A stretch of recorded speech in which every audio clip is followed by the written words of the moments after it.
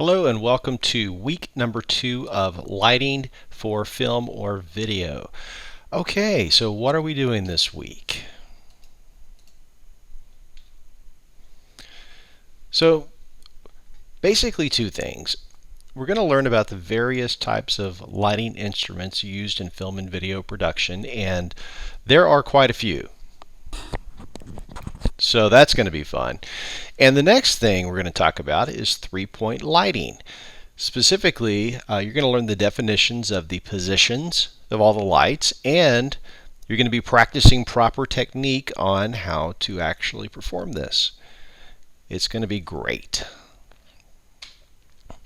Okay, so we're going to start with lighting instruments. So what you're seeing there is a selection of the type of different instruments that we have here at Tarrant County College. And it is quite the variety. So what I'm going to do is I'm going to describe these lights and what they do, and at the end of this process we'll be actually looking at each of them and testing them out. So we're going to start with a light that's called the HMI. HMI is an initialism. I cannot actually pronounce the name that it stands for. I will tell you this: it's an arc type instrument. So when I say arc, if you've seen an electrical plug pulled out of a socket too soon, you see a little spark. That's an arc. That's the way this instrument creates lights. If you'll remember, we talked about arc technology and some early lighting in film production. Well, this actually uses an arc as well. So what you need to know is that basically this light is efficient, and we're going to use a tungsten Fresnel as our point of comparison here for all of these instruments. So it is more efficient than a tungsten Fresnel. It is also daylight color balance, so it is 5600 degrees Kelvin. It has about 2.5 times the output of a tungsten Fresnel light. These are relatively expensive, so everything is relative. One light can be several thousands of dollars. The quality of the light that comes out of these instruments, it's hard. So it creates crisp shadows that leave a definite line of demarcation where the light stops and the shadow begins. Next, we're going to talk about the lighting that you've already worked with at this point, and that is a Fresnel lens tungsten instrument. So again, the Fresnel part of this refers to the actual lens on this instrument. The tungsten refers to the, you'll see my attempt here to draw a light bulb. It refers to the light bulb in it. Okay, so these are just in general terms, these are inefficient. They have an inefficient use of power. For every say 100 watts of power that goes into this instrument, 10 of those watts come out as light. 90 of them come out as heat. So they produce much more heat than they do light. They are balanced at 3200 degrees Kelvin. So they have a more yellow warm color compared to, like, say, the HMI light. So they're lower output compared to the HMI. They're relatively cheap compared to the HMI. So this particular light that you're looking at is about $500, whereas the previous light, I think this one's about $5,000.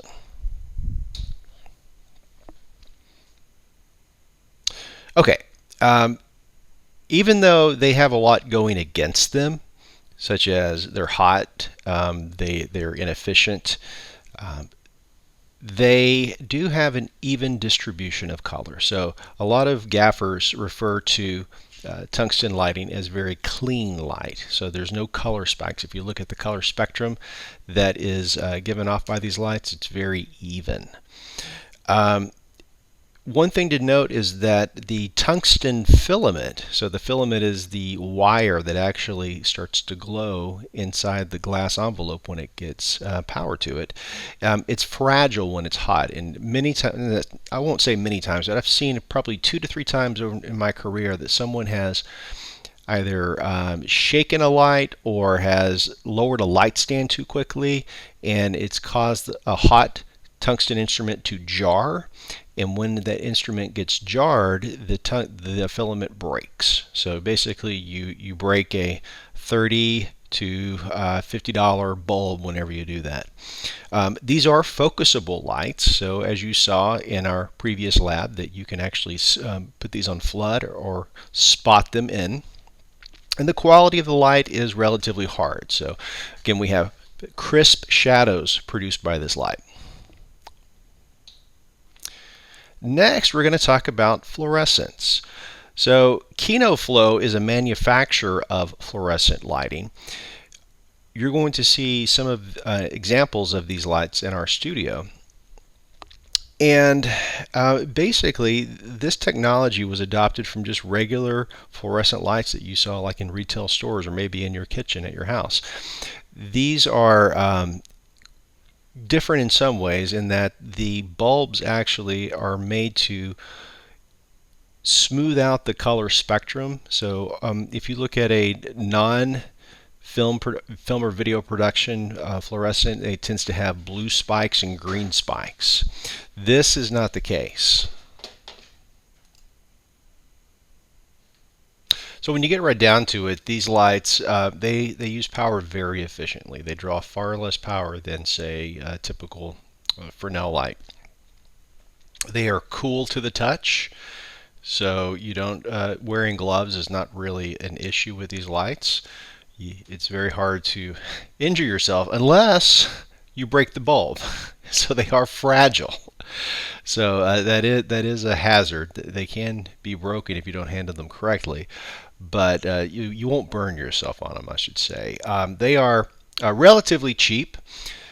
You know, again, all things are relative. Relatively cheap, like a Fresnel, and they do have 3200 degree Kelvin and 5600 degree Kelvin bulbs. What you're seeing here, the little blue rings indicate 5600 degree Kelvin bulbs. And they have some yellow ones as well that are 3200 degrees. These lights, no pun intended, but are light. They're not heavy. They're basically made of corrugated plastic, and there's some metal in here, but they set up very quickly. The other thing to think about is that the quality of the light is soft. And I think that's all I have to mention about these. Let's move on. So LED stands for light emitting diode. So the next several instruments we're going to talk about are some form of LED light. But what you're looking at there on screen is how LEDs were first embodied in film and video lighting instruments. So here's some things to know about LEDs. And we're going to call what you see on screen here, that you're going to call that the first generation LED. So these use power very efficiently. They are cool to the touch for the most part. They have multiple color temperatures available. So some are variable, so you can dial in the color temp that you want. These particular ones have lower output than a Fresnel. These are quick to set up, though. The only problems is that they have potential multiple shadows. If you look here, there are many different little LEDs all arranged.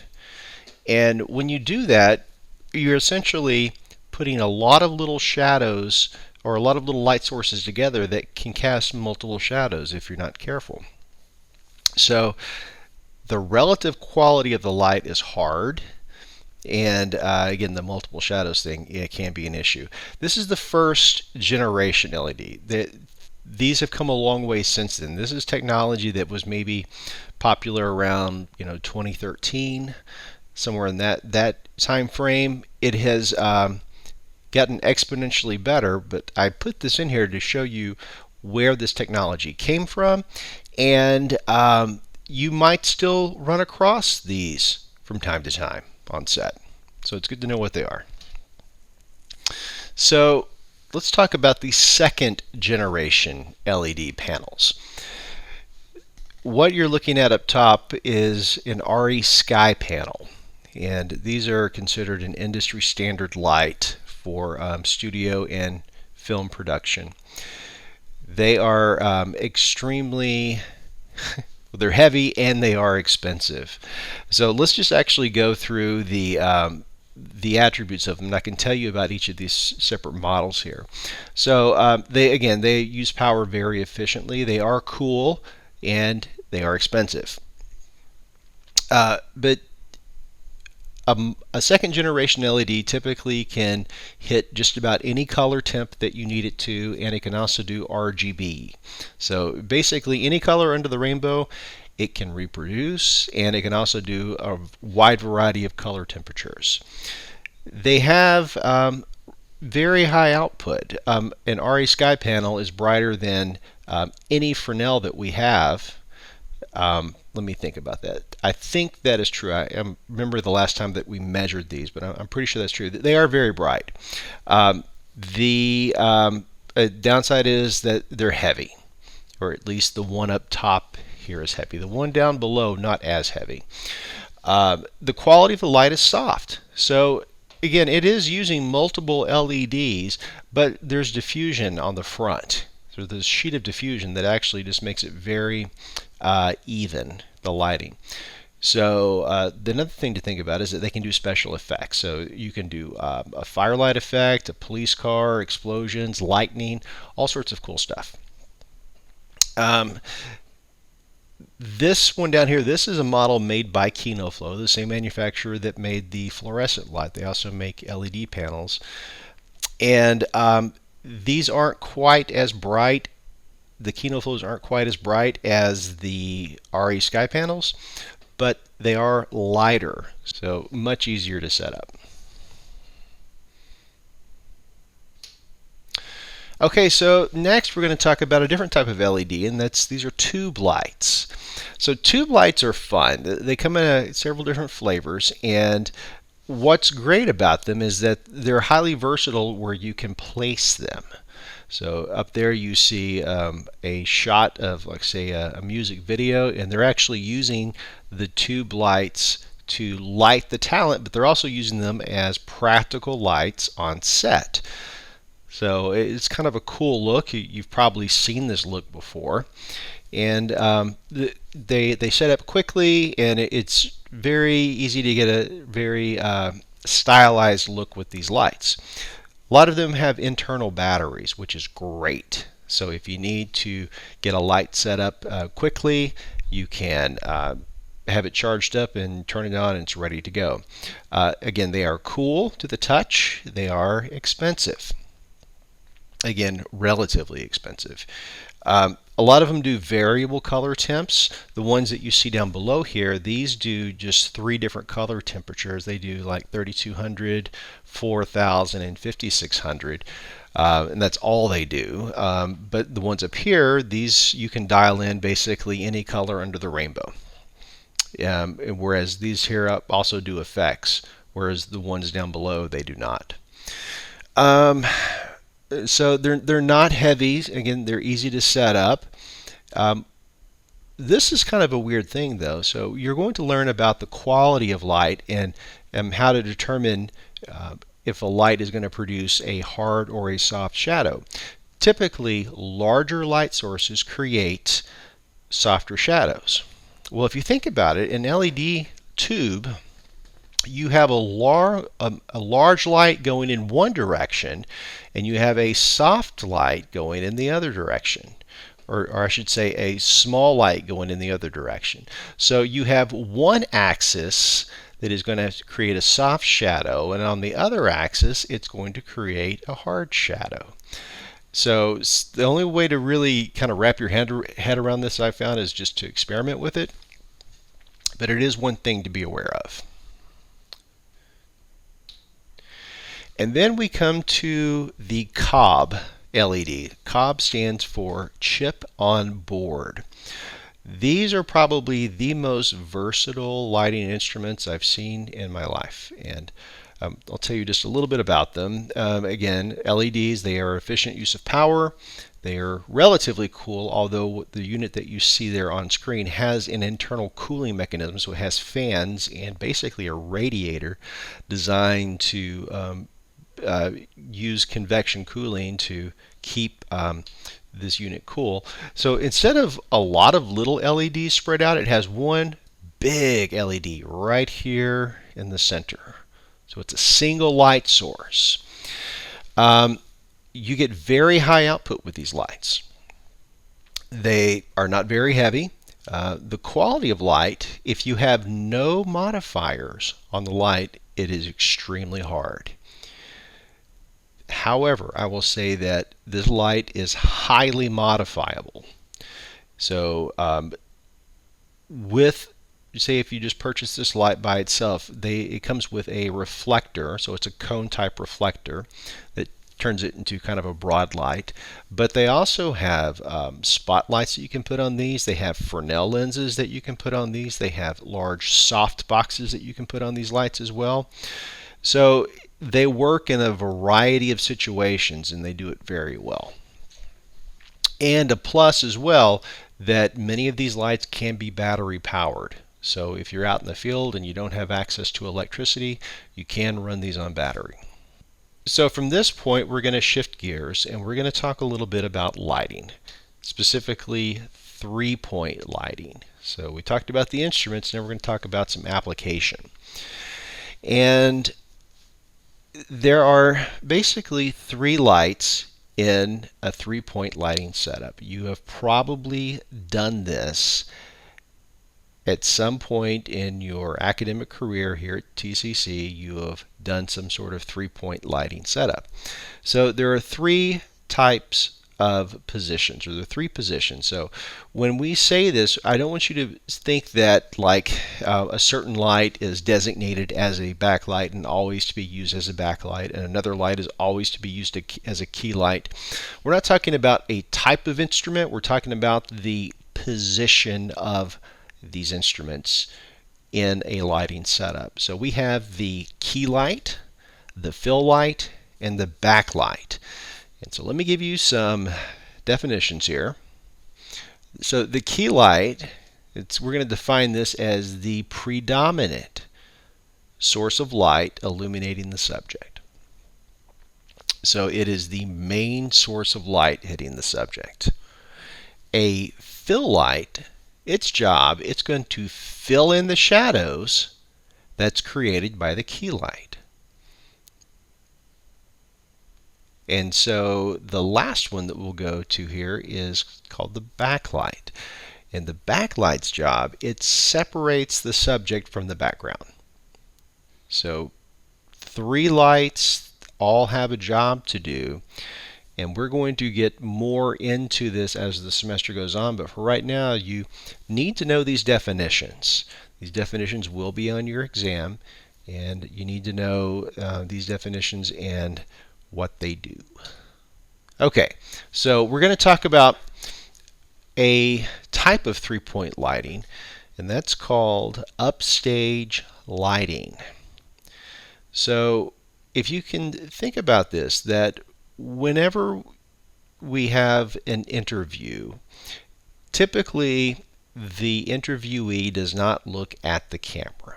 The interviewee, which you see here positioned in the center of the screen, the interviewee is looking off to the side where our interviewer is sitting right here. So if you can imagine, the camera is picking up a slight profile of their face. We have the brightest light, so the key light is the brightest light. It's hitting this side of the face, and the fill light is filling in shadows over here. And what that does is it creates the darker side of the face. It puts it more towards camera. Now I know this is a bit counterintuitive. You'd probably want to say, well, I need the brightest side of the face towards camera, but that's not the case. That's not that in a lot of setups. That's not what is preferred. Many in many professional settings, it's expected that you know how to do upstage lighting. So when you have the shadow side of the face to camera, what that does is it creates more modeling on the face. We create more dimension. We can see more emotion a lot of times in the face. And again, we have our backlight right here. And again, this backlight is illuminating the back of the subject here, and it's separating them from the background. So this, besides upstage lighting that we're learning about right now, let's also think about this. And we are going to go over this several times, but if you can think about this, is if this is a circle, and I'm doing probably an awful job drawing a circle. I'm just going to kind of do a rough outline here. If this is a circle, it's my approximation of a circle. It's great. Okay. And right here at my circle is 0 degrees. So you know there's 360 degrees in a circle. Okay, so this is 0 degrees right here. If I come 45 degrees off of 0 degrees, okay, that is where I'm going to place my key light. 180 degrees opposite of my key light is going to be my backlight. And then going back to 0 degrees, going 45 degrees the other direction, that is my fill light. So we're going to remember 45, 180, 45. Those are our relative positions of our lighting instruments. There is another, a few other things I want to tell you about this, but for right now we will leave it at that. So upstage lighting, here is an example of what that looks like. So on the left, that's downstage lighting. So it's the opposite of upstage lighting. The side of the face that is closest to camera is getting the most light. And the shadow side of the face is away from camera. So you'll see that, you know, because she's looking this way and our interviewee is off camera here to the right, this side of the face is closest to camera and it's getting the most light. If you contrast that, no pun intended, but if you contrast that with this image, well, there's a lot more going on here. And what I want to do is I want to explain a little bit, and hopefully this will help you start to train your eye as to what to look for. So here's what I see. I see right here that we have a basically a bright area of the nose, but we also have see a shadow right here, and this shadow helps define the shape of the nose, whereas it's kind of hard to make that out right here. It just kind of all blends together. So we see the shape of the nose. We also get contouring right here on the face. So see how it's light right here and then kind of falls off into shadow. What that does is that helps us see the shape of her face. So we can see that her cheeks look a little bit more round right here versus right here they look flat. So so when I say we see more dimension, we see more of her face revealed in 3 dimensions. That's one of the goals of lighting, is to create a 3-dimensional image. So what you see right here is upstage lighting.